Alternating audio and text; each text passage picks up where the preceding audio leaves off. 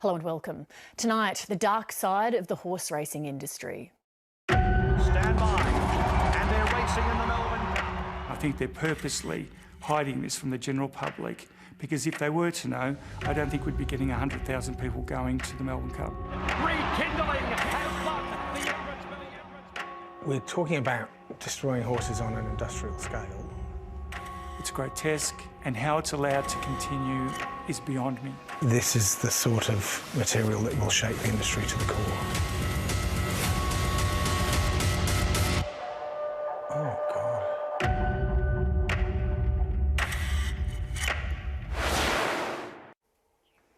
Welcome to 7:30.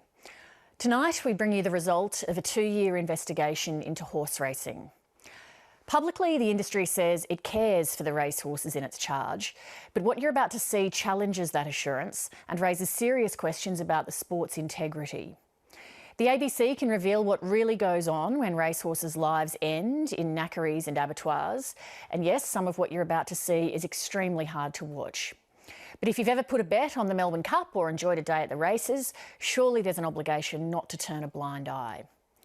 Lovers of the sport, as well as animal welfare advocates, will be enraged by this footage, seeing the pitiful way the horses are treated when they're no longer profitable or wanted.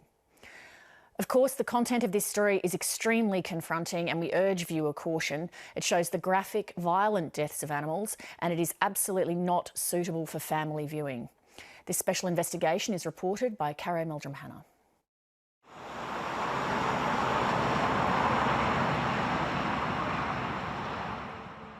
On a still winter's night in Caboolture, Queensland. Undercover cameras record a group of horses, gated inside a series of holding pens. This is not a safe place for these animals. Recent injuries are noticeable. An ominous sign, this is a place of violence. Brandings burnt into their hides reveal these aren't just any horses. They're registered thoroughbred racehorses. Night after night, more and more appear. And according to the racing industry's own policies and rules, they should not be ending up here.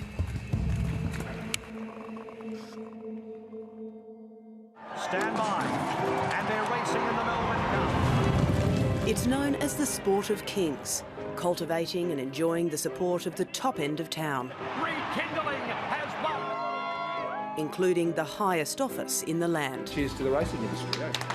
5 win place 5. Australian horse racing is a billion-dollar industry and growing. Big business, big government revenue and big prize money requires big breeding, with the industry producing more than 14,000 foals last financial year.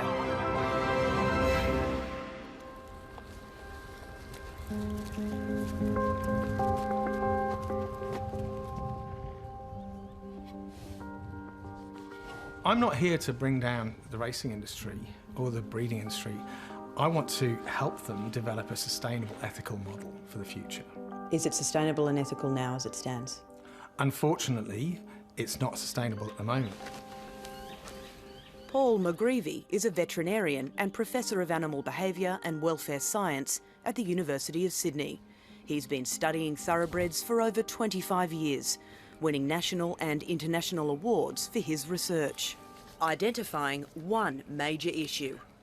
What is the greatest threat for the thoroughbred racing industry? Wastage is the big one.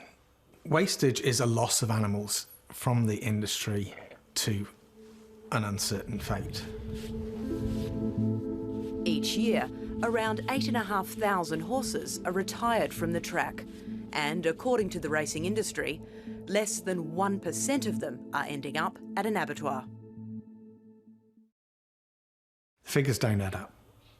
If my concerns are substantiated, then we're talking about a large number of horses that are meeting a very grisly end. How big then is that grey area, that black hole? The size of the black hole is in the order of at least 4,000 horses per year. Disappearing? Disappearing. An hour's drive north of Brisbane, in Caboolture, Queensland, is Merrimist Abattoir. The facility slaughters mixed livestock, including horses.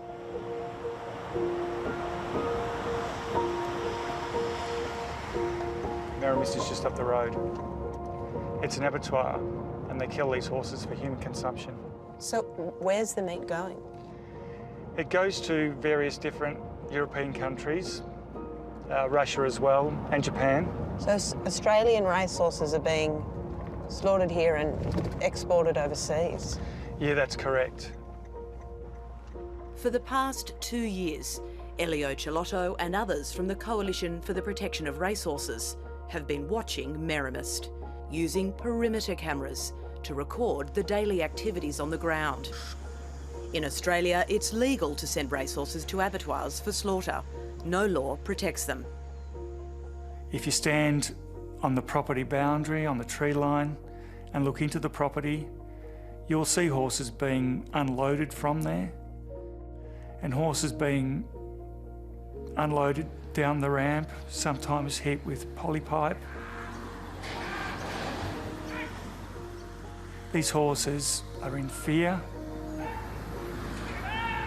They run down the ramp and then corralled into a pen, and at times it looks like a sea of horses coming down towards you. A fairly high percentage of those horses are in fact racehorses. Separate to the Coalition for the Protection of Racehorses monitoring Merrimist, a team of undercover investigators has entered the abattoir, recording hundreds of hours of covert vision, documenting the horses passing through. The vision has been provided to the ABC, and we've agreed to protect the investigators' identities. 22 separate visits spanning 2 years, methodically scanning microchips and filming brandings.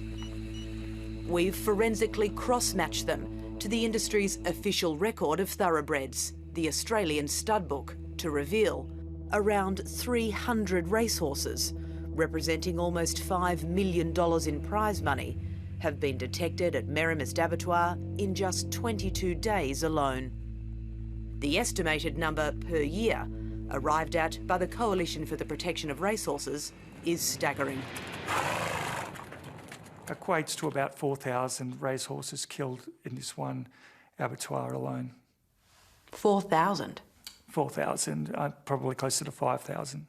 The thoroughbred racing industry tells us that 0.4% of horses leaving the racing industry are ending up in a knackery or an abattoir, which I think equates to 34 horses per year. Only 34 are ending up at an abattoir or a knackery, according to the industry. That's what the industry's assuring us of. More than that is killed in 1 week at this one abattoir alone. From the moment we turned on this tape, we immediately saw death. For the equine cargo on this truck, the journey to Merrimist has not been kind. You can see one horse there on the side of the road. He's already been dragged out. And we're seeing a second horse here who's been pulled out by the neck. There he is. And for the horses inside, it's even more horrific. The images you're about to see are confronting. Covert cameras record horses being beaten and abused from the moment they arrive at Merrimist.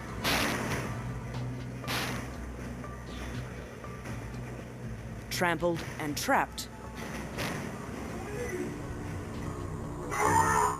Forced to slaughter.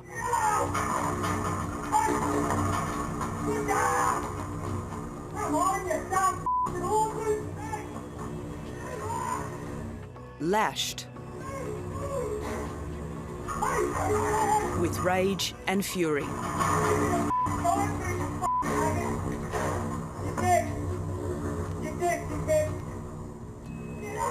Trapped in a maze of holding pens.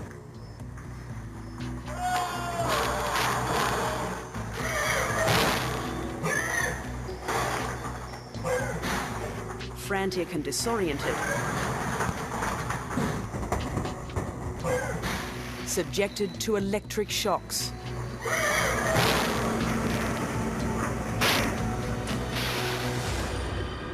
What if I told you that hundreds of horses are ending up, say, at an abattoir or a knackery, these facilities where they are subjected to beatings, electrocuted, genitals electrocuted, anus electrocuted?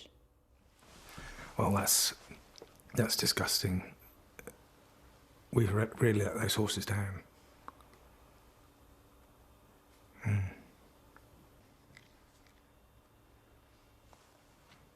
that's awful.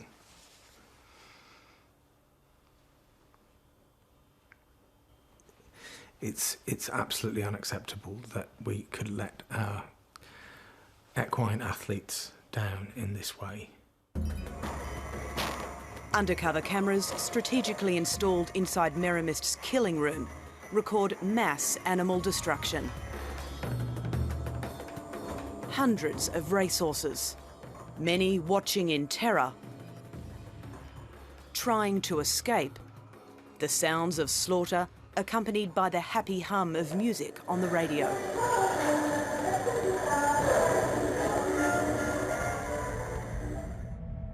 It's a damning state of affairs, particularly when you consider the Queensland Racing Integrity Commission's animal welfare strategy. Its first objective? To minimise the wastage of racing animals. Neither the Queensland Racing Integrity Commission nor Racing Queensland answered our questions about racehorses being slaughtered at Merrimist, but in a statement said it investigates reports about the treatment of racehorses and that it includes immediate site visits by authorised officers or stewards, including a QRIC veterinarian and the issuing of directions or other necessary action. On site at Merrimist, horses bred from studs located across Australia are identified. Coolmore, Kia Ora, Epsom Lodge, Widden Stud, Bonus Stud, South Australia's Riverside Stud, and Kambula, Woodlands in New Zealand, Queensland's Lyndhurst Stud, Byerley Stud, the prestigious Emirates Park, Southern Hemisphere Bloodstock, to name just a few.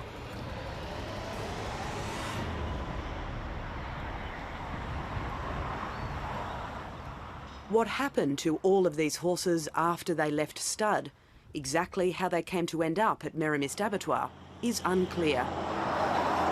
These horses come from pretty much everywhere. They can be very small breeders that might only breed 2 or 3 horses. Then there's the bigger breeders that might breed 20 or 30 or 40 a year. And then you've got the really big breeders, the ones that can produce a couple of 100 horses. None of these horses are protected. There simply isn't enough time in this program to show you even a fraction of the racehorses being slaughtered here. Every single shot you're seeing is a different horse, and none of the killings that we'll be showing you tonight is repeated. On one day alone, more than 40 racehorses are recorded being slaughtered on camera.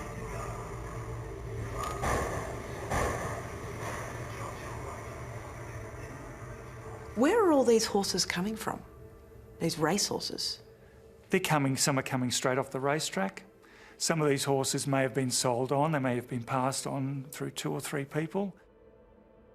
We've detected horses from Victoria, South Australia, the ACT, Queensland, Tasmania, even the Northern Territory, ending up at Merrimist, despite Racing Australia introducing a traceability rule 3 years ago to track all thoroughbreds from birth to retirement. The problem is massive, and the reason why it is so big is because they're breeding too many horses. They're breeding more than they need, hoping that they can breed the one that's going to be the next Makybe Diva or Winx or Black Caviar. Yeah, that horse was very badly let down.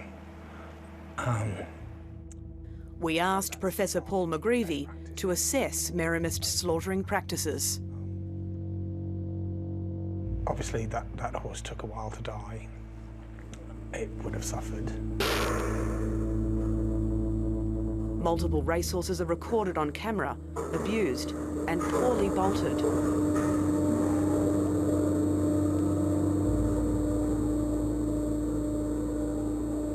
Well, the horse appeared to blink, which is a strong suggestion that it's conscious.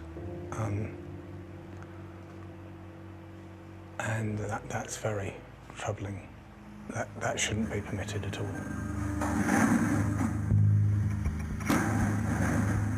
This unidentified horse is bolted 5 times.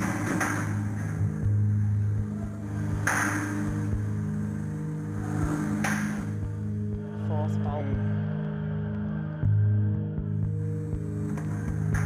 Fifth. Suffering met with whoops of enjoyment. Yeah, that's very, very distressing. Others stomped and kicked. Kicks it in the head.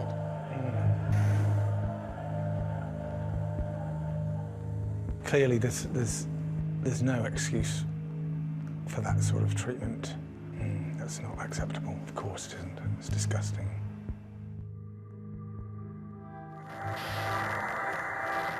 The disgusting images don't end with the destruction of thoroughbred racehorses. We can reveal standardbreds from the trots, marked by these distinctive brandings burnt into their necks, are slaughtered too. Green light on there, racing very quickly indeed.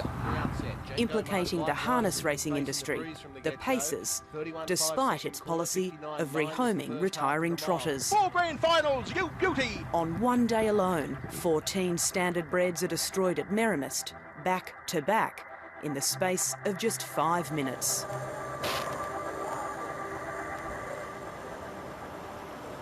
It's a calling Merrimist. If you know the extension up. I called Merrimist Abattoir to try and find out more about the thoroughbreds and standardbreds it was slaughtering. Hello, Adam speaking. Oh, hi, Adam. This is Caro Meldrum-Hanna. I'm calling from the ABC in Sydney. I have some questions that require answers, and I'm hoping you can explain some things to me for the program that we're making. We understand that Merrimist Abattoir is slaughtering Australian racehorses. Can you tell me how many thoroughbred and how many standardbreds that Merrimist is slaughtering? Each, I don't know, week, month, year? That's not accurate. Okay, what's accurate? So, would you like to make an appointment to have a discussion? I'm in Sydney at the moment, and I'm hoping you can just explain some things on the phone to me. No. No? No, not at this stage. No. I'm not going to do it over the phone. Thanks very much. Adam, I do need to send some Merrimist Abattoir did not respond to our written questions. We can also reveal thoroughbred racehorses as young as 2 years old, fillies and colts, and the broodmares that produce them are ending up at Merrimist, huddled together, slaughtered in front of one another, some under 2 years of age.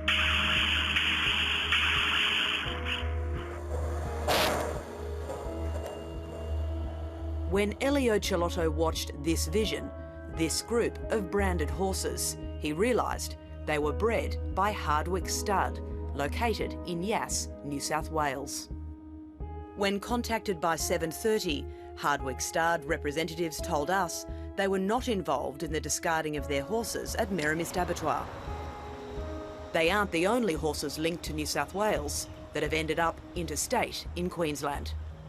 The following gruesome images prove, according to the horses' microchips and brandings, these New South Wales-born gallopers have been slaughtered for human consumption in Queensland. 4-year-old Sunny Fame. And Sunny Fame races to the lead. 8-year-old Only Money. Only Money raced away to win the last. 3-year-old Rapid Feet. Rapid Feet sprints out to the early lead by 2 lengths. 4-year-old Bumbunga. Bumbunga on the outside. 8-year-old Valtari. It's all Valtari. Valtari went down and won it by 4 lengths. Mares Moonline Dancer and Lapis Lazuli. 6-year-old Take a Chance. Next is Take a Chance. 7-year-old Vortuka. But Vortuka's got a handy break here, but Vortuka a big winner. 4-year-old Absolutely Win. Absolutely Win second. Sold as a 2-year-old for $180,000. To name just a few. all of them slaughtered at Merrimist in the past 18 months.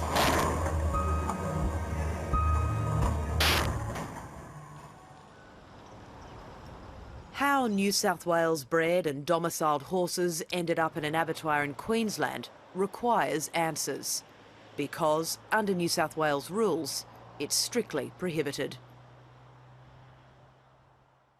An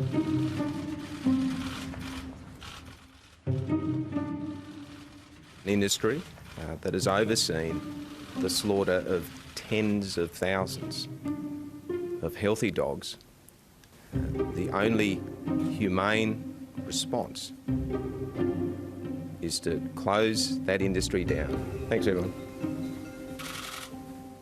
In mid-2016, the Baird government banned greyhound racing in New South Wales after the ABC exposed this illegal practice: live baiting and extreme wastage, the killing of unwanted dogs.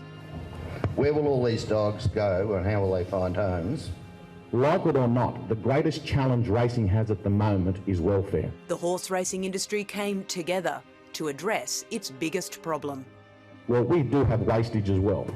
We're the next online for the animal liberationist. If you think we're not, you're kidding yourself. Industry leaders, led by Racing New South Wales CEO Peter V'landys, mounted a PR offensive. We've got some pretty good news today. Introducing a raft of new animal welfare measures. Today, in a first of any jurisdiction in Australia, we're going to announce that 1% will be taken out of all prize money in New South Wales to establish a horse welfare fund. The new Horse Welfare Fund was complemented by this ironclad guarantee. We're going to ensure that every horse in New South Wales that's domiciled in New South Wales will be rehomed. Racing New South Wales also purchased 3 properties, publicising the acquisitions as retirement paradises for gallopers leaving the track. We're not going to stop once the horse has been given to somebody else. We're going to expand it to the next level where we want to know that the horse is having a good retirement. Racing New South Wales and Racing ACT also introduced a new enforceable rule, stating in the event that owners are unable to find a home for a horse that's being retired, the horse is not to be directly or indirectly sent to an abattoir or a knackery. And a horse cannot be sold or gifted at a livestock auction not approved by the regulator. You would think that if they have this rule in place, that the very first thing that they would do is have somebody attend these sales so that these horses can be picked up and rescued and not sent to slaughter. Is that being policed by your stewards? Yeah, absolutely. Yeah, without divulging all our secrets, we have intelligence networks that we can trace if those horses are being sent to those, and we have cooperation from various people to know if that's occurring. The sale of racehorses at unauthorised livestock auctions is occurring.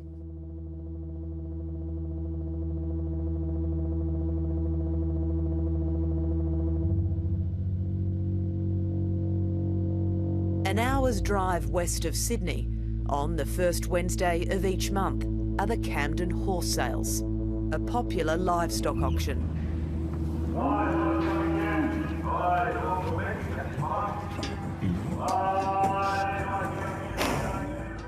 For the past 10 months, undercover investigators have infiltrated the Camden Horse Sales, providing the footage to the ABC, recording vast numbers of branded, registered racehorses here.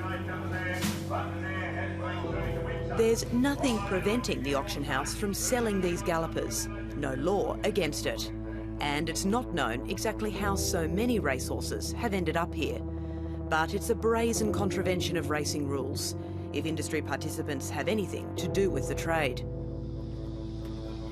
Horses are recorded visibly distressed, gnawing at the enclosure known as wind-sucking, others bleeding and wounded.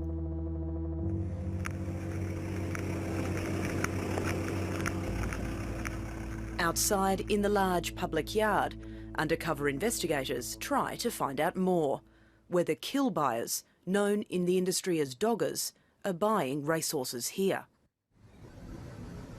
Where do they go from here? What do you mean?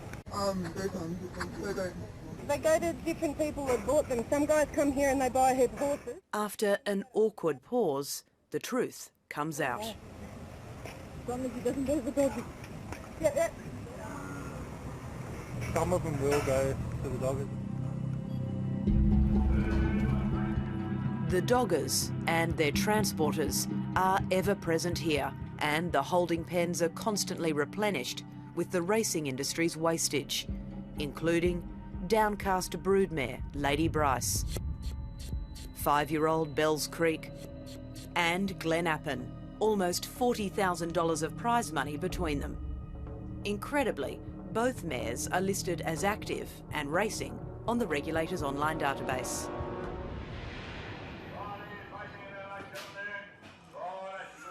I'm wondering, what does active mean? It means that the horse is still in the racing industry, that it's still competing. Can a horse be listed as active and actually have been sent to a knackery? If the owners haven't notified us, that's a possibility, yes. I mean, we have to rely on the information that's given to us. I mean, we don't have the resources to go to every horse in New South Wales to see if it's alive or passed away.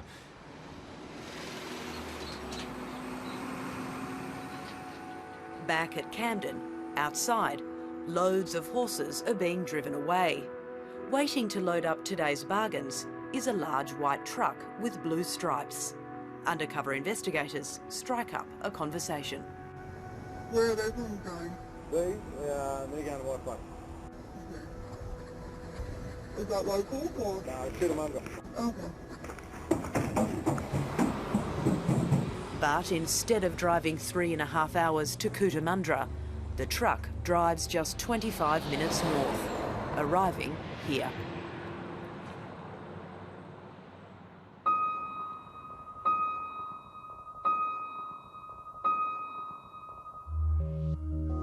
Off the long, winding northern road, at the end of a dirt loop, is Luddenham Pet Meat, a knackery, owned and operated by John and Beck Pace.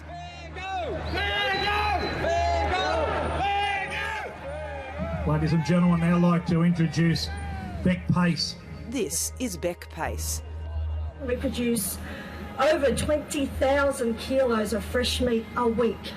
80% of our trade is the greyhound industry. Addressing the crowd at the 2016 rally to overturn the greyhound racing ban in New South Wales. What sort of contingency plan they've got in place for the hundreds of horses and cattle and the hundreds of horses in the Sydney Basin. I mean, that tells you everything about the connection between the greyhound industry and the racing industry. They rely on each other. Aerial surveillance at Luddenham reveals cows in a grassy green paddock to the right. On the other side of the barbed wire fence, in Luddenham's barren paddock, are racehorses. For Luddenham to be accepting racehorses protected by the New South Wales rules of racing is abhorrent. We've been provided with CCTV vision, the daily comings and goings at Luddenham's arrivals yard, catching the white truck with the blue stripes from the Camden horse sales arriving at the knackery.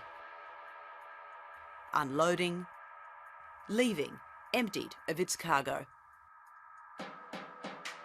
Meanwhile, an endless stream of customers buying massive bags of minced meat direct from the knackery's shopfront. Many towing mobile kennels, greyhound floats. Horses are dropped off for slaughter, including clearly branded thoroughbred gallopers, the racing industry's wastage, recorded wandering around the busy public drive-through, reversed into, while greyhound racing participants carry tons of mince to their cars. Even greyhounds themselves, the dishlickers, are recorded here. When you really think about this cycle of breeding, using, then disposing of them, it's grotesque, and how it's allowed to continue is beyond me. and it needs to come to an end. The question is, are New South Wales racehorses being fed to greyhounds as fuel? Are racehorses being fed to greyhounds as fuel? I have no evidence of that. I have had no reports from anyone other than yourself today that is happening. Never heard of that rumour? No, haven't.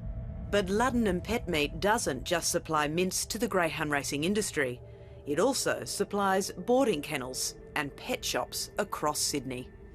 How possible is it that everyday Australians have been buying mince and feeding their animals racehorses? Well, it's highly likely.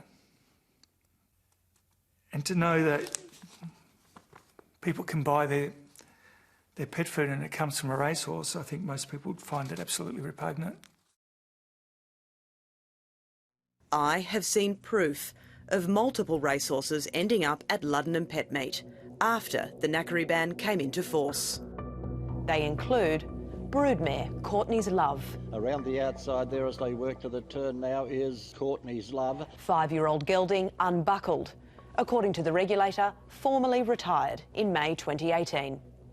And Star Truce. Star Truce rolled around the outside and took the lead with 1,200 to go. Star mare Chantrouse's first foal, Star Truce won its debut race. Sold for $100,000 in 2010, acquired soon after by the illustrious Bob Ingham, racing in the iconic Cerise Silks.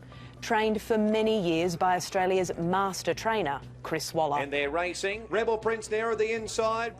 And Rebel Prince. Raced hard for 7 years, more than 80 starts, almost $160,000 in prize money and bonuses. They're followed through then by Perfectly Spun. Then there's 4-year-old gelding, Perfectly Spun. And further back on the inside, Perfectly Spun. Unbelievably, according to the regulator's own retirement data, Perfectly Spun was formally registered as retired, as an equestrian pleasure companion horse just 8 days prior. Well, it's a clear breach of everything they're assuring us of. For a horse not even to get the opportunity to be retrained, despite it being healthy, it is a massive shock to me. And there are the gates springing back, they're away. It's unclear how and why Perfectly Spun came to be at a knackery just 8 days after it was officially retired. How many New South Wales horses are ending up at a knackery or an abattoir? What's your data telling you here? Well, in New South Wales, zero, because Zero? It's against the rules of racing. Are you sure, zero? Yeah, absolutely. They produce data that they want to release to the general public to give the impression that they're looking after these horses, and they're not. They're simply not. But the regulator is confident its integrity is intact, its rules are working. It says it hasn't found any proof of unauthorised slaughter at abattoirs interstate or at New South Wales knackeries. Zero are ending up at a knackery or an abattoir in New South Wales. That's what we've just said. What if I told you that's not correct? That there are New South Wales horses ending up at a knackery and an abattoir? Well, if there is, it means that the people have acted against the rules of racing, and if we have evidence of that, they will be dealt with pretty severely. We'll put the full force of the rules of racing against anyone that does that, because it's a severe breach of our rules and our terms and conditions of being in the thoroughbred racing industry. Back at the Camden horse sales, inside the auction ring. Undercover cameras record more racehorses being sold off.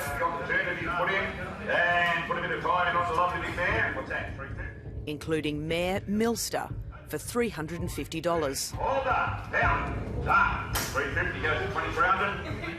And this 5-year-old stallion, National Flag, bred by Victorian powerhouse Rosemont Stud, sold to a Chinese syndicate in 2016 for $200,000. National Flag has won at 3/4.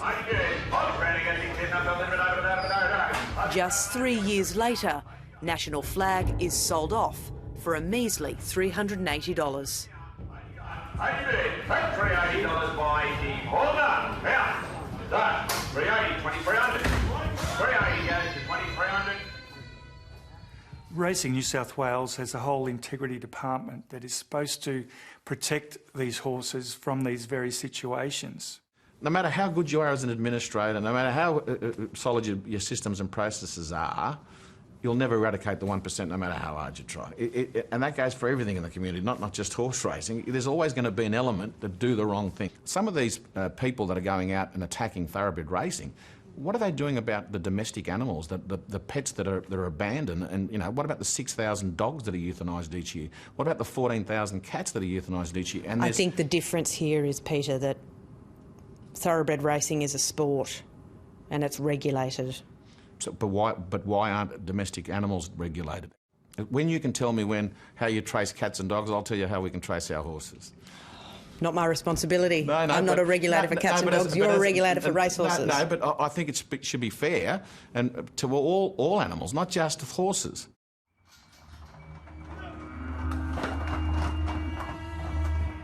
But undercover investigators have found more horses are falling through the regulators' systems of traceability. Where are these going?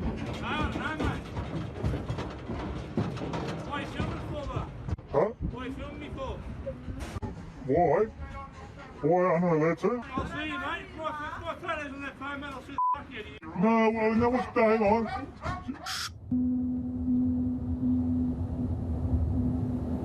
Nestled behind Western Sydney's busy Windsor Road in Riverston, at the end of a long driveway, is Burns Pet Foods, a knackery.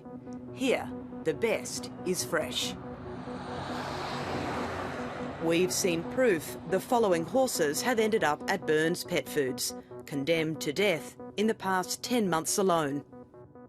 Gelding Legal Waves, last raced October 2017, a week after the New South Wales knackery ban came into force. In Legal Waves, 7-year-old Hard Rain, 4-year-old Reliable Kingdom. And Reliable Kingdom dropped out of it. Explore the World. After it left stud, it went on to win almost $125,000 in prize money. 5-year-old Grand Icon. And Grand Icon in the white colour in the middle. A mare, Cloverdale. Cloverdale hits the front end. 3-year-old Next of Kin. Still listed as active on the regulator's database. Photo that, Next of Kin, it's a head bobber. 11-year-old Halo's Image. Halo's Image has got through to win number 4. More than $50,000 in prize money. Halo's Image is going home the best, and Halo's Image... And this horse. Tahitian Black is starting to chime in on the outside as well. Tahitian Black now coming ahead. The calibre of Tahitian Black, the fact that he ended up discarded at Burns Pet Food, is breathtaking. They're off. Tahitian Black off the inside began well. $400,000 in prize money. Tahitian Black's cut the corner. Sired by the famed galloper Lonhro. Tahitian Black's driving, and I think on the outside may have won it. Tahitian Black was trialled and raced more than 70 times. 6 years of hard service, pushed to the limits, for people to punt and wager on for sport. Passed through a series of high-profile trainers, eventually